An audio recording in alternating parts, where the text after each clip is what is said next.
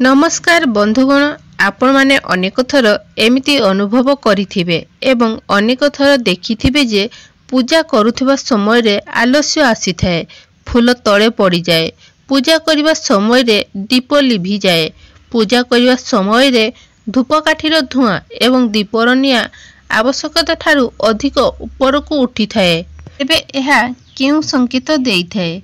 तेबे बंधु माने आज आमे एही वीडियो माध्यम रे जानिबा पूजा करिबा समय रे घटुथिबा एपरि किछि संकेत विषय रे एवं एहा आपनकर जीवन रे कोन प्रभाव पकाई थाए।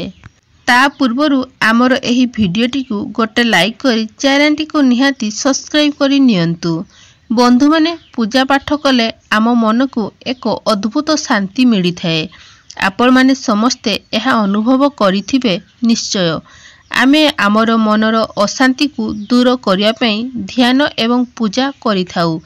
भगवान को पूजा कले आमको भगवान कर कृपा प्राप्त होई थाए एवं आम जीवन रे सुख शांति एवं समृद्धि आसी थाए। किंतु आपण जानिछंती कि पूजा करिबा समय रे भगवान आपण को तांकर दिव्य शक्ति द्वारा किछि संकेत देइथांती। जेतेबेले आमे पूजा करिथाउ सेतेबेले एक विशेष शक्ति आम चारिपाखे घेरी रही थाए एवं सही शक्ति माध्यम रे भगवान को सहित आमर कनेक्शन होई थाए।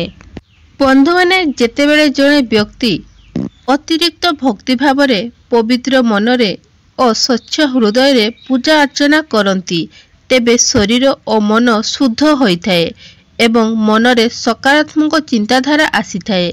ताहाले आज आमे एही वीडियो माध्यम रे आमे सेही दिव्य शक्ति विषय रे जानिबा। वीडियोटी आरंभ करिबा पूर्वरु आपण मानकु गोटिए मोर छोटिया अनुरोध, वीडियोटी जदि भलो लागे गोटे लाइक करंतु। आम चैनल को जदि सब्सक्राइब करि नाहंती ताहाले सब्सक्राइब करि नियंतु एवं कमेंट बॉक्स रे जय जगन्नाथ निहाती लेखंतु। बंधु माने पूजा करिबा समय रे जदि आखिरु लुह बाहरी थाए बा आसी थाए तेबे भगवान तांकर दिव्य शक्ति द्वारा आपण को किछि संकेत देइछंती। जेतेबेले आपनकर हृदयरु ओ अंतररु भगवान को प्रति भक्ति भाव आसी थाए एवं भगवान को सहित आमर संयोग होई थाए और आम आखिरु लुह आसी थाए तो एहार अर्थ होउछि आपनकर पूजा एवं प्रार्थना भगवान को निकटरे पहुंची जाइछि एवं भगवान को सहित आपनकर कनेक्शन होइछि एवं आपनकर पूजा सफल होइछि। बेले बेले कांदिबा मध्य आमर शरीरर नकारात्मक शक्तिर कारण आसी थाए किंबा चारिआडे आम सांगरे घटिथिबा घटना जहा आमर पूजा करुथिबा समय रे बाधा प्राप्त होई थाए। सेही कारणरू पूजारे एकाग्रता हुए नाही। सेतेबेले बुझीजिबे जे आपनकर चतुर्पार्श्वरे कोनोसी नकारात्मक शक्ति रहिछि एवं ताहा आपनकर उपरे प्रभाव पकाउछि। बंधु माने सेही परि एक संकेत होउछि पूजा करिबा समय रे आलस्य आसीबा बा अलसुआ लागिबा। आपण माने समस्ते जानिछंती आलस्य कारणरू हाई आसी थाए एवं निदुआ निदुआ लागि थाए। आलस्यर प्रथम कारण हैला जेहेतु आमे सकाळु उठी थाउ बेले बेले आमर निद पूरा होई न थाए।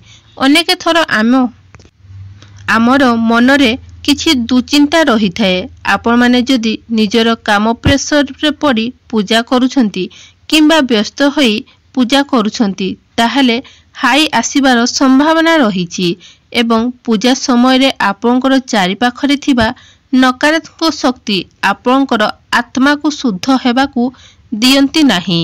मो चतुर्पार्श्वरे घटुथिबा समस्त समस्या एवं दुख परिस्थिति कारणरू मनरे एकाग्रता आसे नाही। एही परि भावरे पूजा पाठ करिबा उचित नुहे। आपण माने एहा मध्य मने रखिबा उचित जे पूजा करिबा समय रे छिंकिबा उचित नुहे कारण एहा आपण को अशुद्ध करि दिए। पूजा करिबा समय रे जदि आपण छिंकी दियंती तेबे आपण तुरंत हाथ एवं पाद धोई पूजा करिबा उचित। भगवान को पूजा करिबा समय रे ठाकुरन को अर्पण करिथिबा फूल बेले बेले तळे पड़ी जाए तेबे एपरि हुए ताहाले एहा अत्यंत शुभ होई थाए। मितिरे पूजा होइथिबा फूल बा ठाकुरन को चढ़ा जाइथिबा फूल तळे पड़ी जिबार अर्थ हैला भगवान आपणको शुभ संकेत देइछंती। बंधु माने जदि आपणकर सहित जदि एमिति होइछि तेबे बुझिजिबे जे आपणकर इच्छा खूब शीघ्र पूर्ण हेबाकू जाउछि। बंधु माने शास्त्र अनुसारे पूजा करिबा समय रे दीप लिभि जाए ताहाले एहा अशुभ होइथाए। जदि कौनसी कारणरू दीप लिभि जाए तेबे एहा मना जाए जे जेउ इच्छा नै आपण पूजा करूछंती सेही कार्य किछि बाधा रहिछि। आरिबा समय रे जदि दीप लिभि जाए तेबे भगवान को क्षमा मागी पुणी थरे दीप जाली आरती करिबा उचित। भगवान को पूजा करिबा समय रे जदि दीप अधिक प्रज्वलित हुए किंबा अधिक जली ऊपर को उठी थाए तेबे एहार अर्थ होउछि जे आपनकर प्रार्थना ईश्वरଙ୍କ पाखरे पहुंची जाइछि।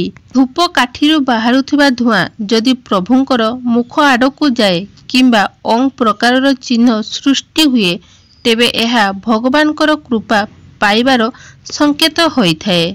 जदि आपण ठाकुरଙ୍କ पूजा करबाकू जाउछंती एवं धूपकाठी लगेबा पूर्वरु ही आपणଙ୍କ घर सुगंधमय होई जाइछि तेबे एहा ईश्वरଙ୍କର कृपा प्राप्तर संकेत होइथाए। घरे आरती समय रे जदि घंटीर शब्द सुनंती पूजा अर्चना किंबा आरती समय रे जदि केही ब्राह्मण किंबा भिकारी आसंती तेबे एहा मध्य भगवानଙ୍କର संकेत होइथाए। सेही परि व्यक्ति माने मध्य खाली हाथ रे जीवाको देबा उचित नुहे। अर्थात जदि पूजा करिबा समय रे आपनको घर को केही भिक्षा मागिबा पई आसंती तेबे आपण खाली हाथ रे जीवाको देबे नाही। तेबे बंधु माने आशा करूछि आजिरो भिडियोटी आपण मानकू बहुत भलो लागिथिबो। भिडियोटी जदि भलो लागे ताहले गोटे लाइक करंतु। जदि आमर चैनलटी को सब्सक्राइब करिनाहंती ताहले सब्सक्राइब करि नियंतु एवं पाखरे थिबा कमेंट बॉक्स रे जय जगन्नाथ अवश्य लिखंतु।